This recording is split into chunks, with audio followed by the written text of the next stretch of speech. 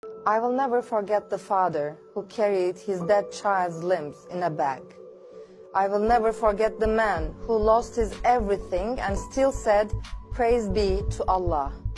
I will never forget that old uncle tearing up while looking at the rubble which used to be his home, saying, "I spent 40 years building it." I will never forget the mother who refused to wash her hands covered in her son's blood, because it's the only thing left from her baby. I will never forget the ice cream truck full of dead bodies of children. I will never forget the mother who cried, "My children died without eating, they were hungry." I will never forget the girl who said that she recognized her dead mother under the rubble from her hair. I will never forget the little boy crying, "I did nothing wrong." I will never forget the doctor singing a song which says, "We will stay no matter what," even after their hospital was bombed.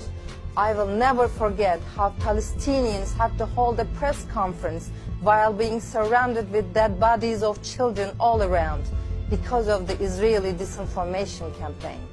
I will never forget the beautiful curly-haired Yusuf shaking all over with fear. I will never forget the little girl holding her baby brother screaming at the top of her lungs in the midst of rubbles. I will never forget the hero journalist Mutaz Aziza who saved 2 girls from the rubble after the bombardment. I will never forget how Al Jazeera correspondent lost his wife and children, buried them, and got back to work immediately, saying this is his responsibility.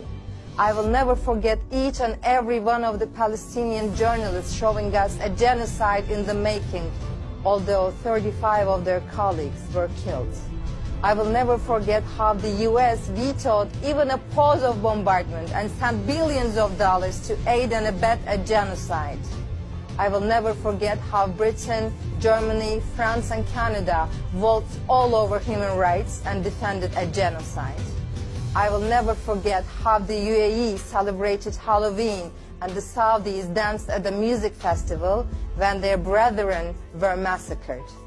I will never forget how we failed them.